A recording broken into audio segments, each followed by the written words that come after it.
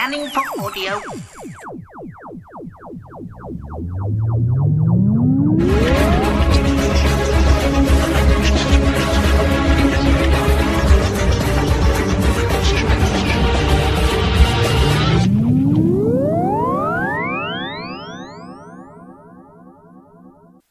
Welcome to a Tin Dog podcast. This time I'm talking about episode 2 of Torchwood Miracle Day rendition. And as always, you can probably hear that my voice is on the way out. What a complete surprise. Now, I can't say that this episode is, well, shall we say filler? Because things happen, you know, the storyline does evolve. As always, a well-written, well-structured thing where every single scene takes the story just a little bit further on. A little bit more intrigue. Let's face it, it's episode 2. Pieces are still being put in place, and this will probably keep going because, let's face it, we've got 10 weeks of this. This will go on for a while, and then there'll probably be a mid-season injection of even more new people. Here we have Newman from Seinfeld. No, we don't. We've got the bloke from Jurassic Park. Yeah, I can just imagine everyone doing the sound effect as they're watching it. Would you ever hire this man to work for you? Oh, leave it. Moving on. I'm sure I've got proper notes. Yes, rendition does of course have extra meaning here. Just like New World did last week. Russell and his gang are very good at coming up with titles. You see, after the initial Impact episode where everything's set up, it's time to gather thoughts, to move on, to see where the land lies, and that's kind of what this is about. It's showing you the consequences of Miracle Day, showing you the logical progression of what, if this was real, happened, and that's fair enough.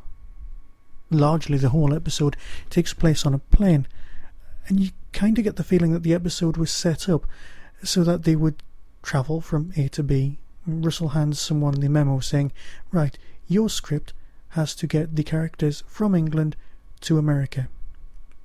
A few months later, thanks for your script. Not a lot happens. Could you make something exciting happen halfway through? And so the MacGyver stroke house stroke poisonings event happens. And yeah, fair enough. You know, it's reasonably exciting.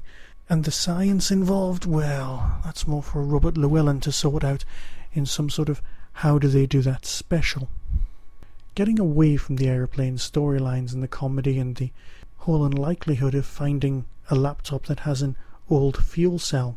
I don't think I've ever even seen one before. We've got some things worth actually mentioning.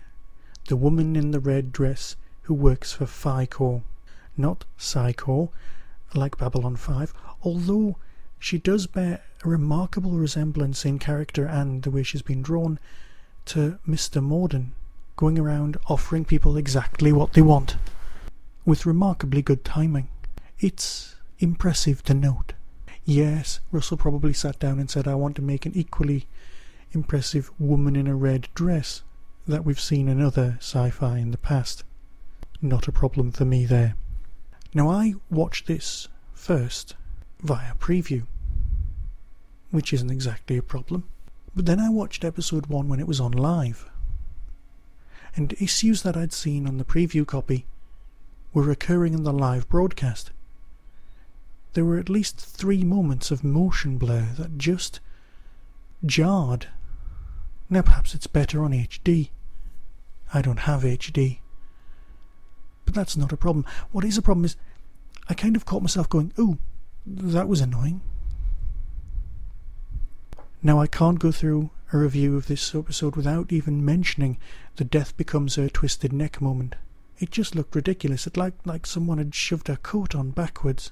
And yes, the whole point is people seem to just, well, not get better. They've died, and I don't know if they're getting better or not. I mean, the central character Rex seems to be, and we'll learn more about that next week because obviously time's getting by. But it is an episode of talking, of scene setting, of placemaking. Oh, and a tiny thing that I had an issue with, when they do arrive in America and they get into the Mini, Gwen describes a mini as rubbish. Now I know they're German, but I don't know a single person in England who would describe a mini as rubbish. They would describe it as a piece of home, but they wouldn't describe it as rubbish. And also, they're incredibly fast. Not that I would ever go speeding in a car, but they've got a hell of a pull-away-er light. Moving on. I didn't quite get the whole Super Germ storyline. It seems to me that the whole thing's been organised, well, oddly.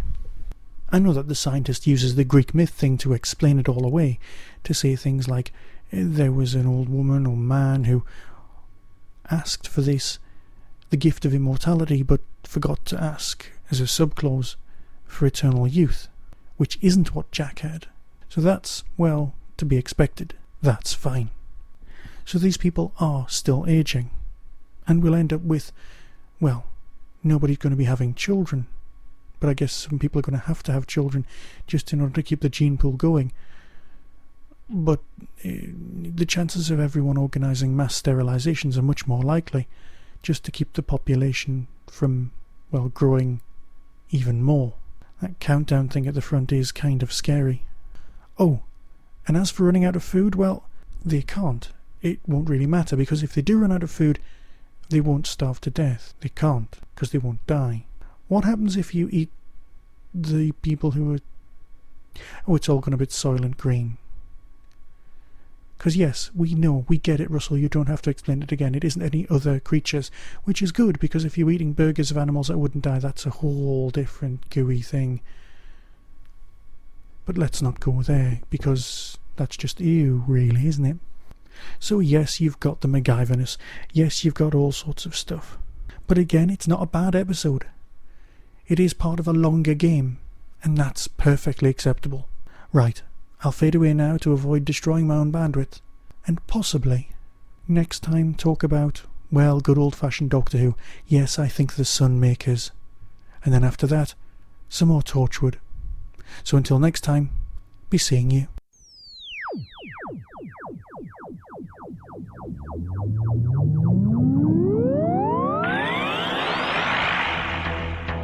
You have been listening to the Tin Dog Podcast.